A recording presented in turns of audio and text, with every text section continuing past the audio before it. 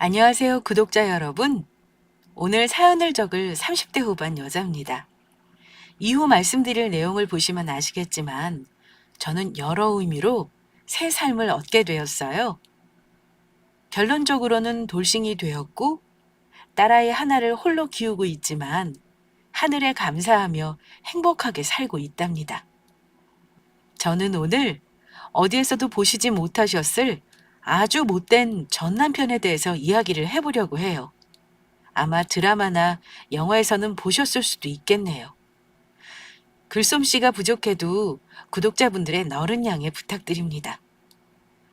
바로 본론에 들어가서 간단히 배경 설명을 드리자면 저희 집은 꽤 여유가 있는 집이었어요. 아빠가 큼지막한 사업을 오래 하셨었고 엄마도 전문직으로 오래 일하셨었거든요. 제가 아주 어릴 때는 집안일을 도와주시는 분도 계셨던 것 같아요. 나중에 듣기로는 저를 유치원에 데려다 주시는 기사 삼촌도 계셨다고 하더라고요. 다만 재벌처럼 돈을 펑펑 쓰면서 크진 못했고 그냥 다른 친구들처럼 부모님께 지원받을 부분은 받고 또 제가 알바해서 쓸 돈은 벌고 그런 식으로 커왔던 것 같습니다. 하지만 남편은 저와는 조금 차이가 있었어요. 저보다 3살이 많았던 남편은 제가 알바를 하는 곳에서 저에게 관심을 보였고 그렇게 저희는 조심스럽게 연애를 시작하게 되었어요. 나중에 듣고 보니 남편은 홀어머니를 모시고 있었고 조건도 그닥 좋지 않았었어요. 저는 사업을 운영하고 있어서 월 800만 원에서 1000만 원 정도 벌었는데 남편은 사무직으로 저의 반의 반 정도를 벌었거든요.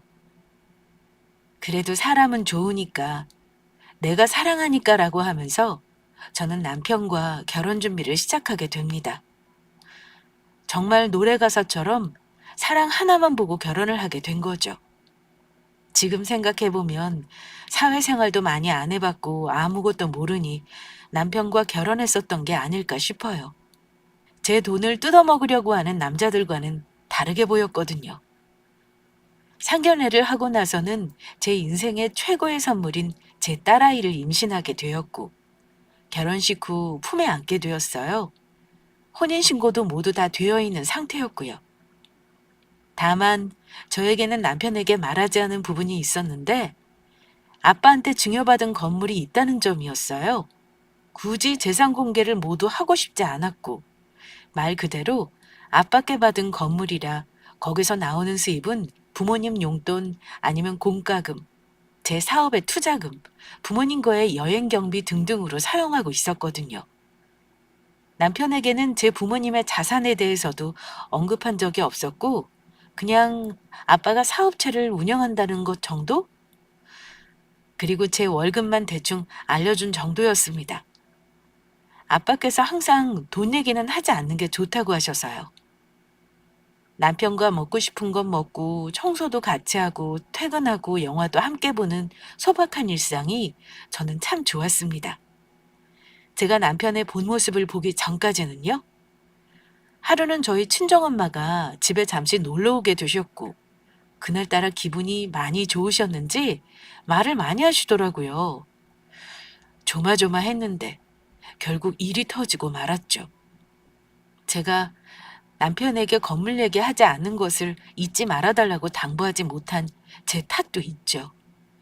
꽤 오랜 시간이 지나서 까먹으셨을 거예요. 요새는 TV에 건물이 있다 없다 얘기가 왜 이렇게 나오는지 몰라? 그게 뭐가 자랑이라고? 왜요, 장모님? 건물 있는 게 얼마나 자랑이에요. 저 같아도 건물 있으면 동네방네 떠들고 다닐걸요? 참, 우리 같은 월급쟁이들은 저런 거 꿈도 못 꾼다고요. 어릴 때 제 꿈이 임대료 받으면서 사는 거였는데 이제는 뭐 글러먹었죠. 꿈 이룬 거나 다름없지 뭐. 우리 지선이가 떡하니 건물이 있잖니. 알고 있잖아. 네? 지선이가 건물이 그렇죠. 지선이 건물 큰 거 하나 있죠. 얼마나 효녀인지 임대료도 다 우리한테 쓰거나 공과금으로만 쓰는 거 알지? 아무튼 우리 딸 많이 예뻐해 주게. 참 착한 딸이야. 참 착한 아내도 될 거야, 분명. 엄마는 참 다 알아서 해요. 얼른 집에 들어가세요. 아빠 기다리시겠다. 그렇게 저는 황급히 엄마를 집으로 모셔다 드렸고 왜 굳이 그런 내용을 말하냐며 따지고 싶기도 했어요. 그래도 한편으로는 언젠간 밝혀질 내용이었으니 그냥 좋게 생각하기로 했죠. 그때 당시에는요.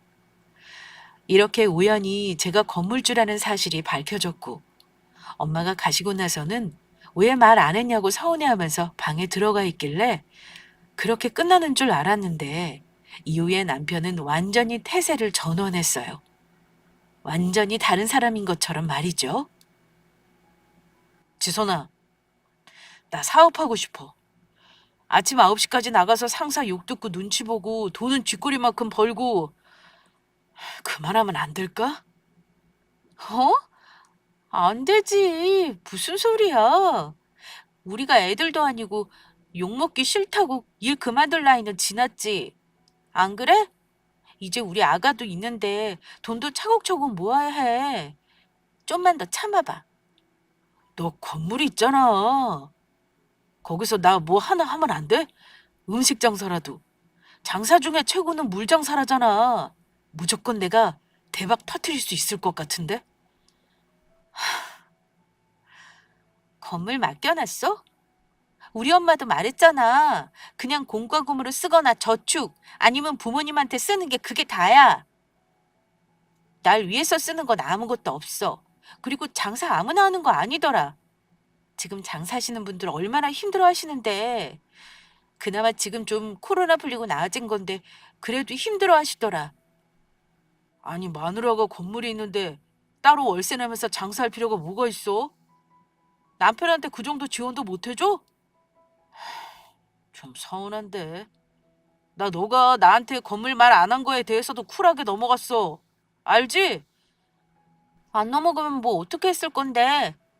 정확하게 할 사업이 있고 번뜩이는 아이디어고 내가 봐도 경쟁력 있겠다 싶으면 투자 개념으로 도와줄 수 있어. 근데 장사나 해볼까? 물장사 해볼까? 이렇게 하는 건 내 부모라도 도와줄 수 없어. 그리고 정말 부탁인데 그냥 건물 없는 셈 쳐줘. 나도 항상 없는 셈 치고 살았고 오빠도 듣기 전까지 직장 다니면서 잘 살았잖아. 아유, 근데 또 사람 마음이란 게 그런가? 주선아, 한 번만 잘 생각해봐. 알았지? 우리 가족이 대박 나는 길일 수도 있어. 남편은 그날부터 제 건물에 집착을 하기 시작했던 거죠. 거기에 사업을 시작하고 싶다면서 말이에요. 항상 말끝마다 너 건물 있잖아 라는 말을 달고 살기 시작했고 일이 힘들다고 하면 그냥 그만두라고 하며 제 고민을 우습게 여겼어요. 남편은 마음이 뜬 건지 그 뒤로 직장도 억지로 죽지 못해서 다니는 듯 보이더군요. 그러다가 남편은 결국 사고를 쳤어요. 밤에 갑자기 현관문이 쿵쿵거리는 소리가 들려서 나가보니 남편은 친구들을 모두 데리고 집으로 왔더라고요. 한 8명 정도 되었으려나요? 여보! 나왔어! 내 친구들 다 우리 집으로 오라고 했어. 괜찮지? 아우, 술 냄새. 아니, 왜 이렇게 술을 많이 마셨어? 꼴이 이게 뭐야?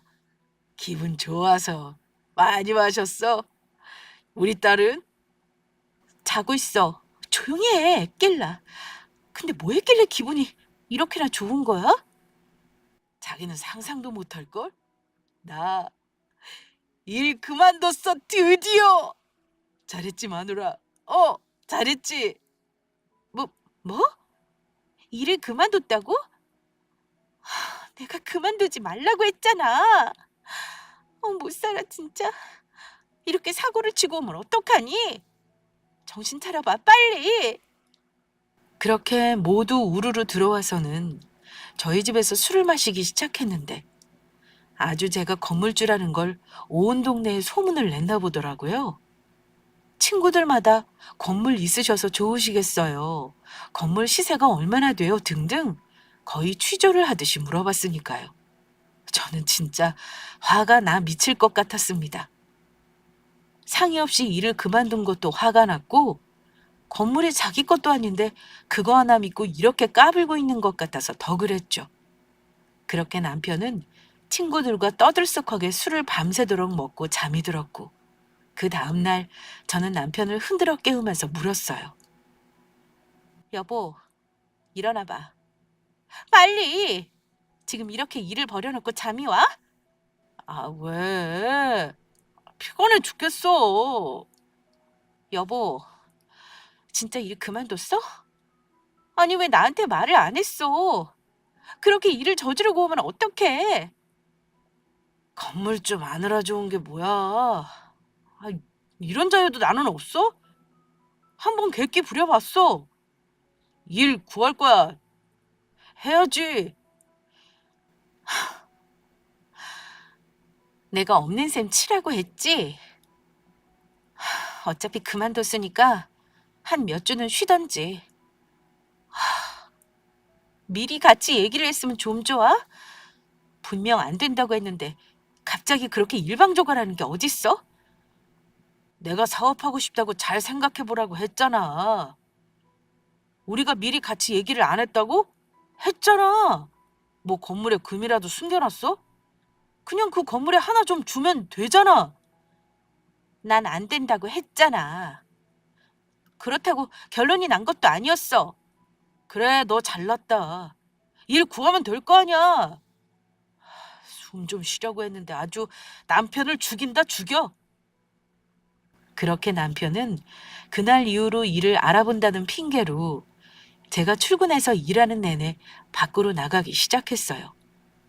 말로는 이력서도 넣고 사업하는 형님들을 만난다고 하는데 한 달이 지나고 두 달이 지나도 아무 진전이 없어 보였어요. 답답한 일상이 계속되던 중 저희 부모님께서 잠시 집에 들렀다가 우연히 남편을 마주치시고는 남편이 일을 하지 않고 있다는 걸 눈치채셨어요.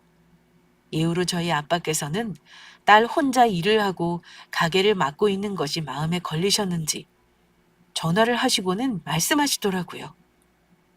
다음 주나 다음 달이나 이서방 편할 때 이쪽으로 출근하라고 해. 사무직이라 그냥 기본 일은 다 할 수 있잖아.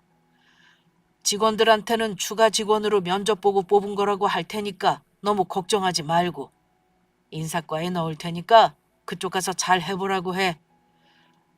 언제까지 너가 계속 책임지고 일하고 있을 순 없잖냐. 네? 안 그러셔도 되는데요, 아빠.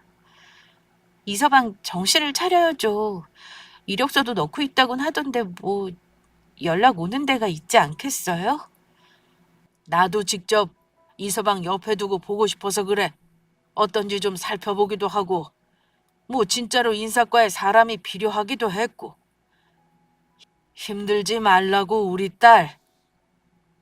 아무리 차이가 좀 있어도 너가 사랑해서 이서방과 결실을 맺은 거니 어른으로서 그리고 아내로서 최선을 다해 응원해주고 지지해야 한단 말이다. 남자들 다 한 번씩 일 그만두고 사업하고 싶어 하잖아. 그냥 그래 그러실 수도 있지 하고 넘기렴. 네, 아빠. 고마워요. 이서방한테는 제가 말 잘해서 다음 주부터 출근하는 걸로 할게요. 아빠는 아빠 회사에서 일을 할 수 있도록 남편의 자리를 만들어 주신 거였어요.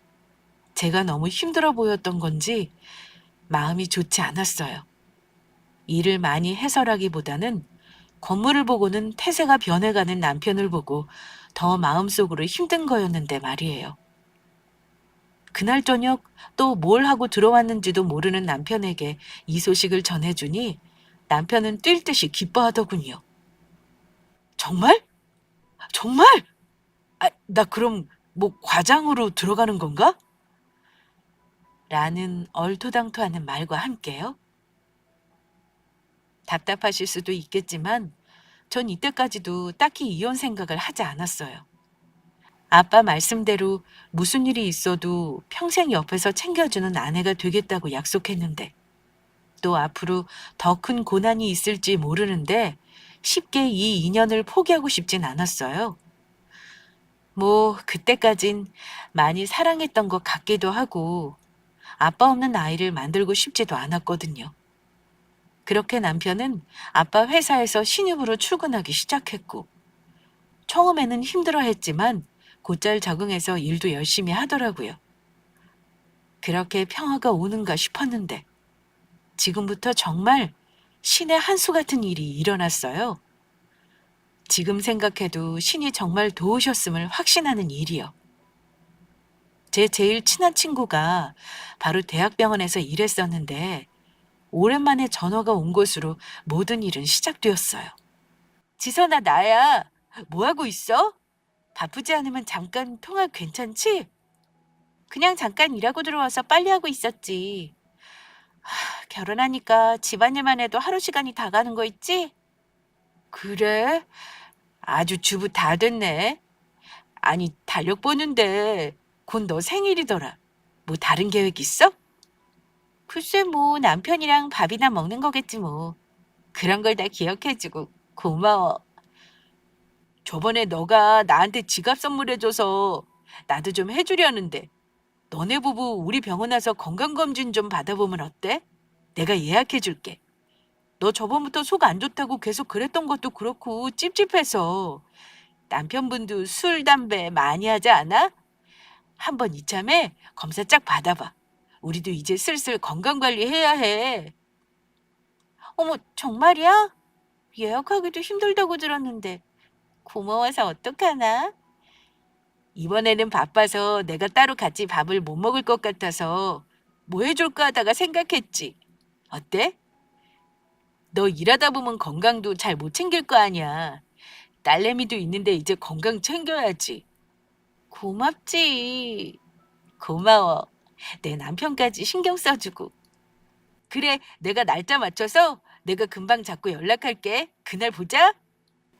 친구는 제 생일 선물로 부부 건강검진을 예약해준다고 했고, 저는 일한다, 결혼한다, 뭐다 오랫동안 제 건강을 신경 줄 수 없었기에 고마워하며 선물을 받기로 했죠. 안 그래도 몸이 점점 안 좋아지는 것 같았거든요. 이 소식을 남편한테 말을 하니 남편도 너무 좋다고 하더라고요. 자기도 술, 담배를 많이 하니 걱정되었다고 하면서요. 본인 몸은 정말 끔찍하게 아꼈거든요. 그렇게 날을 잡고 저희는 병원으로 향하게 되었습니다. 안내에 따라서 하루 전 금식도 했고 긴 시간 동안 이것저것 검진을 모두 받게 되었어요. 검사를 하는 동안 요새 많이 피곤했는데 안 좋은 병이라도 나올까 싶어 떨리기도 했고 괜히 딸 생각, 남편 생각, 부모님 생각도 들면서 싱숭생숭했던 것 같아요. 그렇게 검사 결과를 들으러 가는 날이 되었고 의사 선생님을 만나서 이야기를 듣는 순간 저는 하늘이 무너지는 것 같았습니다.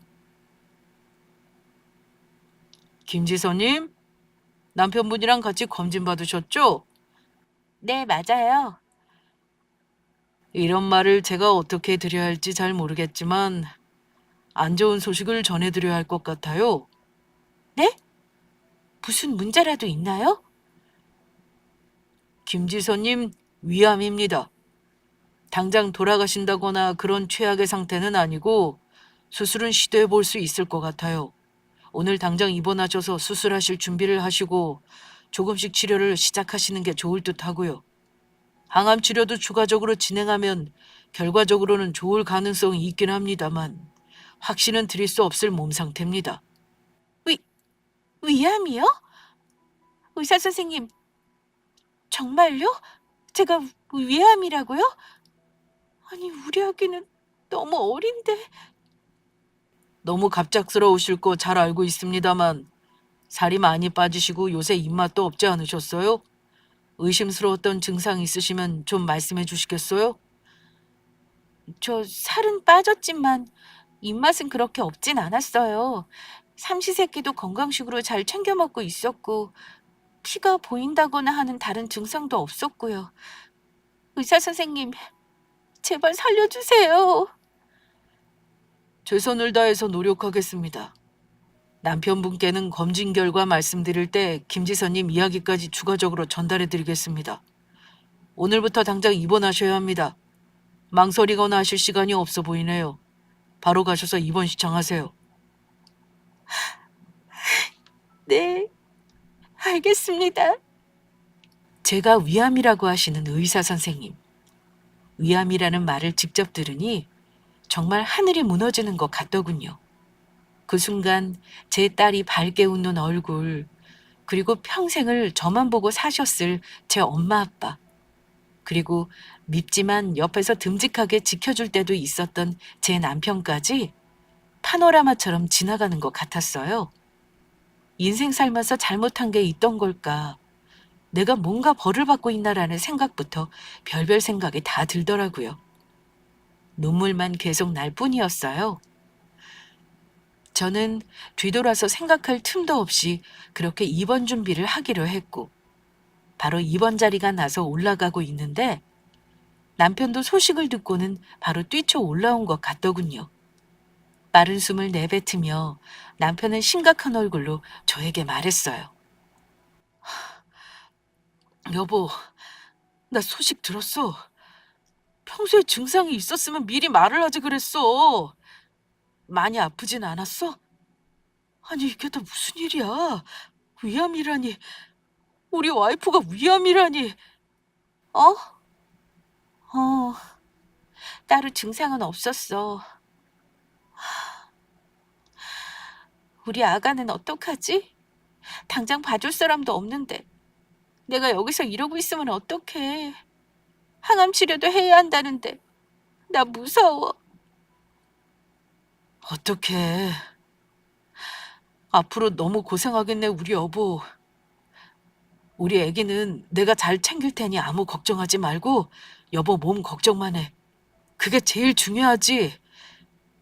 근데 내가 자세히는 못 들었는데 엄청 많이 심각한 거래? 생명의 위협을 느낄 만큼? 어떻게 되는 건데? 수술하면 괜찮은 거야? 일단 수술해보고 항암 치료하고 천천히 상태를 보겠대.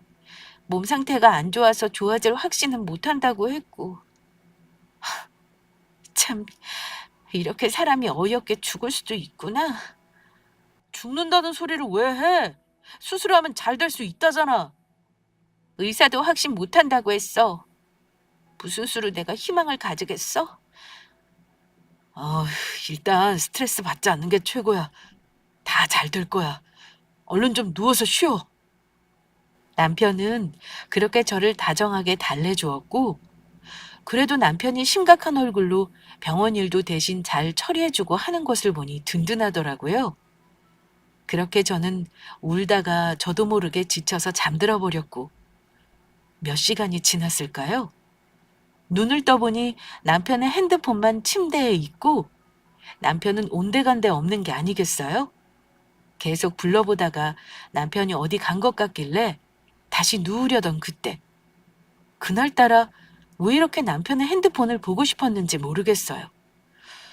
저 핸드폰을 볼까 말까, 보면 내가 상처받을 일이 있을 것 같기도 하고, 내가 아픈 것을 누구한테 말하기는 했을까, 이런저런 생각을 하며 저는 남편의 핸드폰을 열어 문자 내역을 들어가 보았어요.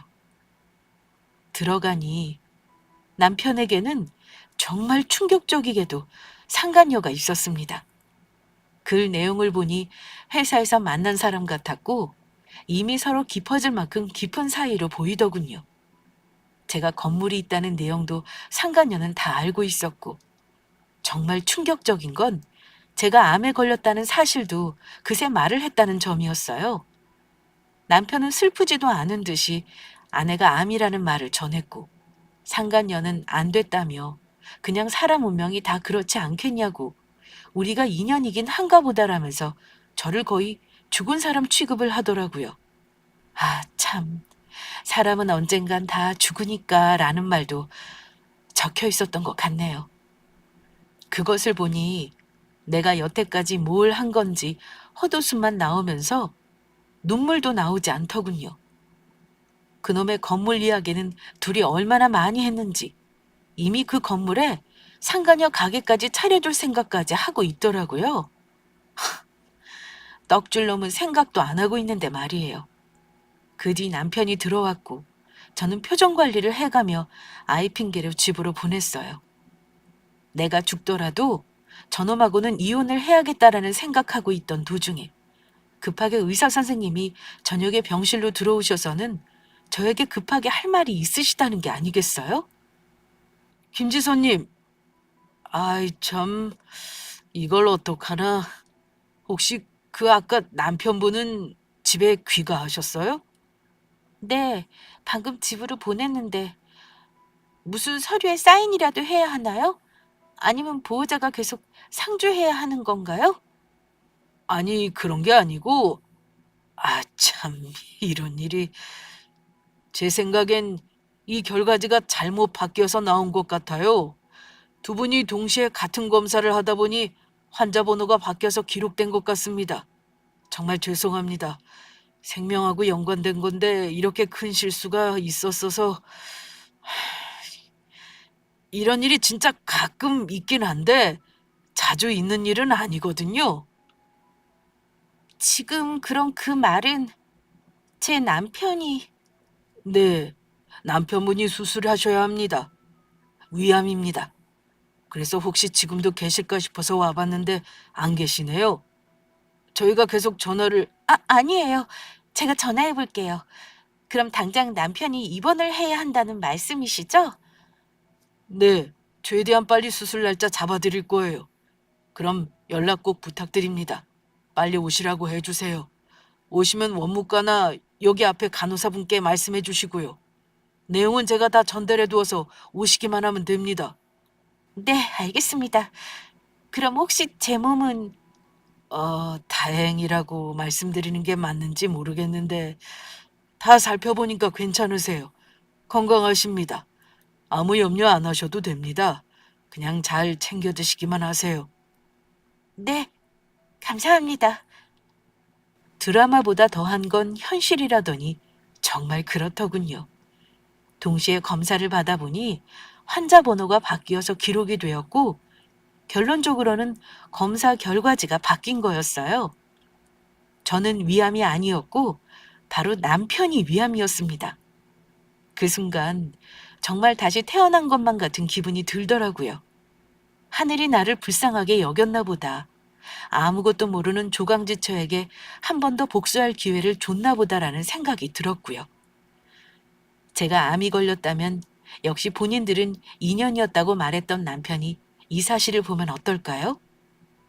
저는 이미 그 내용을 본 이후로 정이 아예 떨어져서 이혼을 할 생각이었는데 이렇게까지 일이 제 뜻대로 돌아가다니 과분할 정도였어요.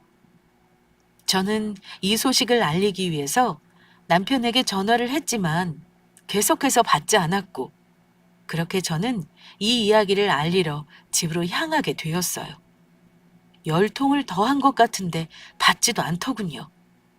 아이를 데리고 어디를 간 건지 집에 도착하자 불은 모두 꺼져 있었고 저는 화장실에서 잠깐 청소를 하고 있었는데 남편이 들어오는 게 아니겠어요? 제가 있는 것은 모르고 시어머니랑 스피커폰으로 전화 통화를 하고 있는 것 같았어요. 저는 없는 척 불을 끄고는 조용히 전화 내용을 녹음하기 시작했습니다. 어차피 이혼할 거 증거라도 될까 싶어서요. 그래서 지선이가 암이라고? 이게 무슨 일이야 참. 세상 일 모를 일이네. 그러게요. 나도 오늘 놀랬지 뭐. 오늘 우리에게는 좀 잘 봐주세요. 밤에 어디 나갈 수도 있어서. 그래, 걱정하지 말거라. 밤에 그때 너가 말했던 여자애 만나는 거지? 회사에서 만났다는 애. 그애 아주 참하고 이쁘긴 하더라. 지선이보다 더 어리지 않니? 길게 보면 걔가 더 낫지 뭐. 널 오래 챙겨줄 수도 있을 거고. 혹시 지선이 잘못되고 하면 너도 새장가 가야지. 혼자 노총각으로 죽을 순 없잖니. 애기도 엄마 필요할 거고. 우리 아들 참 능력도 좋아. 그래야죠. 이제 저 충분히 경제적 능력도 될 거예요. 지선이 건물 이제 우리 거가 될 것 같거든요. 혼인신고도 했고 제가 지선이랑 제일 가까운 사이니 저에게 오는 게 당연하죠. 내일 변호사한테 가서 물어보기는 하려고요. 확실하게. 아, 참, 뭐부터 하지? 어머니 어디 여행이라도 가고 싶으세요? 건물 받자마자 우리 어머니 차라도 뽑아드려야 하나? 아유, 말만 들어도 배부르다. 변호사한테 가서 물어본다고? 그래, 그런 거 확실히 해야지. 또 지선이가 수술 받기 전에 뒤로 수술 수 있으니 바람 피는 거 걸리지 말고 끝까지 잘해주는 척이라도 해. 좋다. 우리가 살다 보니 건물주도 다 되는구나. 아이, 엄마, 제가 그런 것도 못하겠어요. 걱정 마세요. 양쪽 여자한테 최선을 다할 거예요. 지선이한테 조금 더 신경 쓰죠, 뭐. 오래 같이 있지도 못할 텐데. 근데 지선이 많이 심각하다니? 어느 정도인 거야? 의사가 그렇게 희망 있다고는 안 했나 보더라고요. 수술하고 항암 치료하고 더 봐야 된다고 확신은 못 한다고 했대요. 운명을 거스를 수 있나요? 하늘이 다 정하는 건데. 참 안타깝긴 하네. 근데 그 여자애도 좀 산다며? 이게 뭔 일이래? 어디서 그런 여자들을 다 만나는 거야, 우리 아들은? 그 여자애랑 잘 되려고 일이 이렇게 된 건가 싶기도 하고, 우리가 열심히 살아서 좋은 기회가 온 건가 싶기도 하고. 저희도 그 얘기해요. 인연이라서 일이 이렇게 돼가고 있는 건지. 일단은 장인어른 회사에 다니고 있으니까 바로 결혼식을 하거나 하진 못할 것 같아요. 또 그 회사에서 만나게 된 건데 어떻게 밝히겠어요? 장인어른 노발대발하실 게 분명해요. 일을 그만둘 순 없으니 그냥 혼자 계속 슬픈 척은 하려고요. 아참, 다음에 어머니 모시고 식사 한번 하고 싶다는데 괜찮으세요? 그럼 괜찮지. 며느리 될 수도 있는데 안 될 게 뭐니? 날 잡아서 알려줘. 네, 엄마, 또 연락드릴게요. 남편은 그렇게 시어머니와 통화를 하더니 옷을 들고는 집 밖으로 나서더라고요. 녹음본을 지금도 가지고 있어서 한 치의 다름이 없는 내용입니다. 알고 보니 시어머니도 상간녀가 누군지 다 알고 있었고, 게다가 저희 아빠 회사에서 만난 사람이었어요. 그 와중에 남편은 건물이 자기 거라고 하며 변호사한테 가서 물어보겠다고도 하더군요. 지금 생각해도 그때를 생각하면 너무 화가 나서 가슴이 아리는 것만 같습니다. 저희 부모님까지 모욕하고 있는 남편을 용서할 수 없었어요. 저는 이쯤 되니 남편에게 내가 암이 아니라 너가 암이라는 소식을 너무 빨리 알려주고 싶었어요. 여러 번 시도 끝에 겨우 남편과 연락이 닿게 되었고, 남편에게 저는 내일 아침 병원으로 와달라고 말하니 당연히 알겠다고 하더군요. 그때까지도 상간녀와 함께 있었겠죠? 저를 얼마나 비웃었을까요? 그렇게 그 다음 날이 되었고, 남편은 병원으로 와서 또 다정한 남편 코스프레를 하더군요. 그 모습이 너무나 역겨워서 저는 간호사에게 남편이 왔다고 말한 뒤 의사 선생님이 오시기를 기다리고 있는 동안 먼저 말해주기로 했어요. 빨리 말해주고 싶었거든요. 지선아, 몸은 좀 괜찮아? 어때? 좋아. 너무. 암 환자가 아닌 것 같아. 정말? 말로만 들어도 좋다. 너가 그렇다니. 아니, 암 환자가 아닌 것 같다고. 어? 아닌 것 같다고? 어, 어제 의사 선생님이 오셔서 말해줬는데 나 암 환자 아니래. 그럼 그 위암은 누구 것일까 궁금하지? 놀라지 마. 너 거래. 너가 암이래. 위암. 뭐라는 거야? 아프더니 정신까지도 어떻게 된 거야? 아, 이렇게 큰 병원에서 무슨 그런 실수를 해? 그러게. 병원에서 이런 실수를 다 하네? 너 빨리 수술해야 한대. 알려줄까 말까 하다가 그래도 양심상 너가 죽을 수도 있으니까 알려주는 거야. 최소한의 인간으로서 도리다. 지금 생각해보니 너 일 힘들어서 그런지 입맛도 없고 자꾸 구토한다고 했었잖아. 기억나? 그게 다 위암 증상이라더라? 어떡해. 희망이 별로 없는 거 수술하고 항암 치료하고 나서 결과를 확신할 수 없다는 거 다 너 얘기래. 지금 이 말이 다 진짜야? 거짓말이면 가만 안 둬. 하나도 재미없어. 누가 누굴 가만 안 둔대? 이제부터 내가 널 가만 안 둘 거야. 내가 다 모를 것 같아? 우선 살아나 있어라. 할 게 많으니. 의사 오라 그래. 의사한테 당장 와서 설명하라 그래. 이게 말이 돼? 그 순간 의사 선생님이 들어오셨고 남편에게 설명해 주기 시작했어요. 오셨군요. 아내분한테 말씀은 다 들으셨죠? 바로 수술 날짜 잡혔고 수술 진행하실 거예요. 혼란드려서 죄송합니다. 지금 제가 암이란 말이 진짜예요? 저 사람이 아니고 제가 얼마 못 살 것 같은 게 맞냐고요? 암은 아내분이 아니라 남편 묻게 있는 게 맞습니다. 말도 안 돼.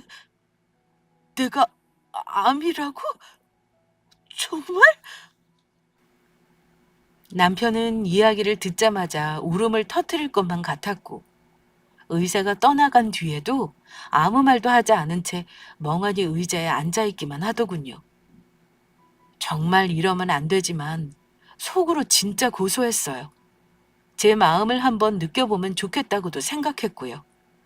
그 다음날 보호자가 필요한 검사가 있다길래 저는 우선 병원에서 자기로 했어요. 그 다음날 되자마자 남편은 바로 어머니께 전화를 걸었는지 시어머니가 아침부터 울며 불며 병원으로 찾아오셨더군요. 아이고, 우리 아들 이게 다 무슨 일이야? 위암이라니, 위암이라니. 어머니 오셨어요? 너가 있어서 정말 다행이구나. 하늘이 무너지는 것 같았는데 이게 다 무슨 일이라니? 우리 아들 없으면 나는 어떻게 살라고? 엄마, 너무 걱정하지 마세요. 수술은 해볼 수 있다잖아요. 수술이 잘 돼야 할 텐데. 그래, 지선이는 회사에 일 그만둔다고 말했고. 제가요? 왜 그만둬요? 이제 우리 아들 간병이라도 해야 할 거 아니야. 남편이 위암이라는데 그것도 수술을 해야 한다는데. 그걸 제가 왜 해요? 저 사람 아내 안 할 건데요?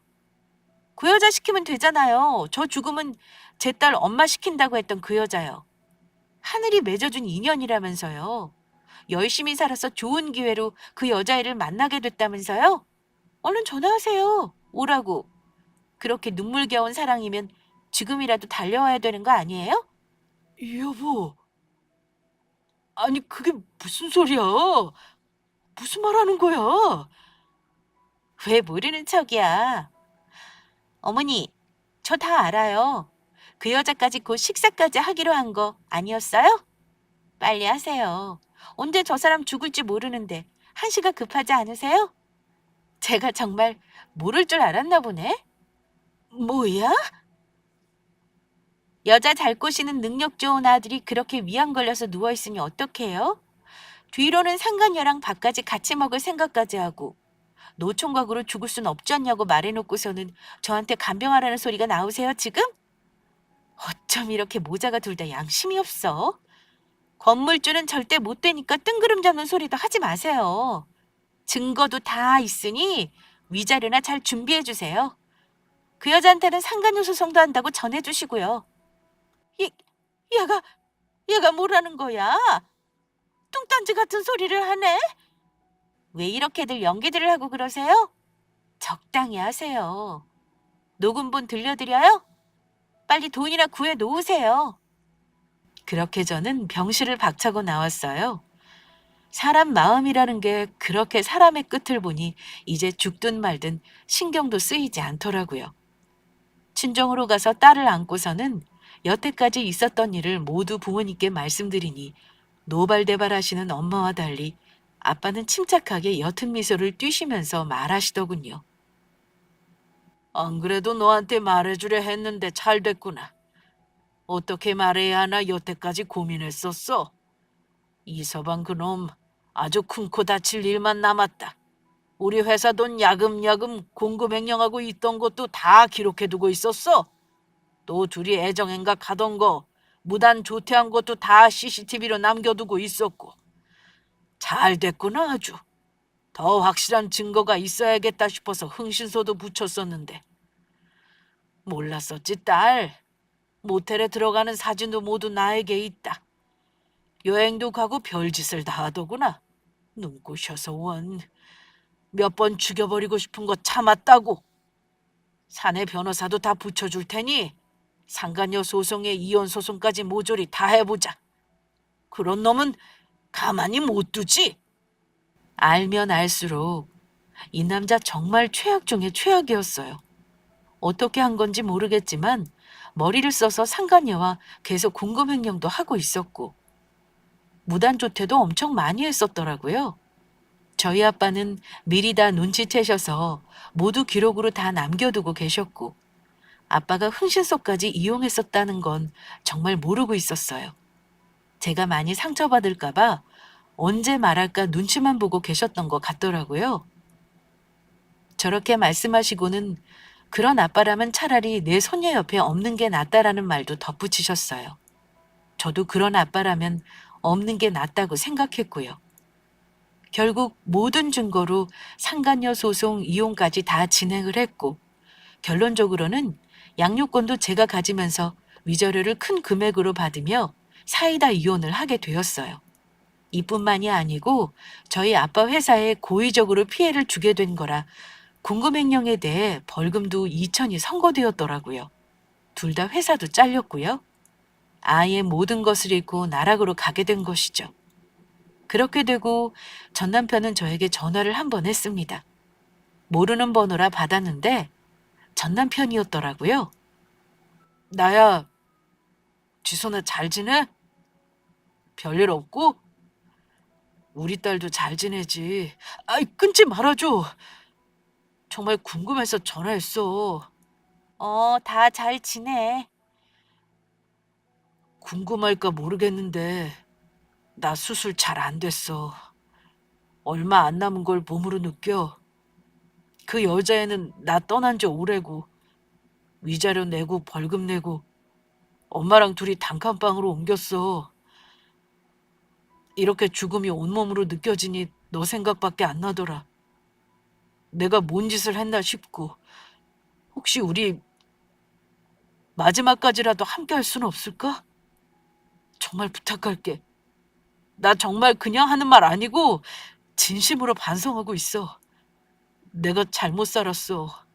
내가 너한테 죽을 죄를 지었어. 응, 그냥 다시는 연락하지 마. 나 그날 화장실에서 당신하고 당신 엄마 전화하는 소리를 몰래 조용히 녹음하던 그때 결심했어. 당신하고는 하늘이 무너져도 다시 함께할 일 없을 거라고. 내가 암이라는 이야기를 듣자마자 건물은 내 거라고 소리치던 그 목소리, 능력 있는 여자 잘 꼬신다던 말, 나를 그렇게 짓밟은 당신, 미안한데 나는 죽어서도 용서 못해. 당신도 그냥 벌 받은 거라고 생각해. 하늘은 무심하지 않더라. 이런 두 번째 인생이 나한테 온 거 보면 말이야. 그래도 애아빠니 이거는 말해줄게. 앞으로 우리 딸은 누구보다도 예쁘고 귀하게 키울 거야. 우리가 당신 인생에 없었던 것처럼 말이야. 어차피 끔찍하게 벌 받고 있을 테니 더 심한 말은 못하겠네. 끊을게. 그 통화 이후로 그 뒤에 전 남편과 이야기를 나누지는 못했어요. 그 뒤로 시어머니께서도 종종 연락이 오셔서는 미안하다고 하셨는데 전화번호도 바꾸고 친정도 이사가니 더 이상 연락하시진 않더군요. 사실 그 뒤로 남편이 어떻게 되었는지는 잘 모르겠습니다. 현재까지도 사실 잘 모르고 있어요. 궁금하면 알아볼 수는 있지만 그렇게 하지 않으려고 해요. 그냥 인생에 한 굴곡이 있었다고 생각하려 합니다. 그날 건강검진이 진짜였다면, 바뀌지 않았더라면, 저는 남편한테 정말 억울하게 건물도 뺏기고 상간녀도 모르는 채로 죽음을 맞이했겠죠? 이 모든 건 하나님이 주신 선물이라고 생각해요. 정말 열심히 살아보려고요. 저는 딸과 함께 둘이서 행복하게 잘 살고 있어요. 주말마다 재밌는 것도 많이 하고 다른 엄마들보다 2배 더, 3배 더 아이와 시간을 많이 보내려 노력하고 있습니다. 앞으로 아이가 아빠를 찾을 때가 오겠죠. 분명 아빠 자리가 텅 비게 느껴질 때가 오겠죠. 제가 그때에도 지혜롭게 잘 해나갈 수 있도록 응원 부탁드립니다. 오늘 제 이야기는 여기까지였습니다. 날이 점점 더워지는데 건강 조심하시길 바래요.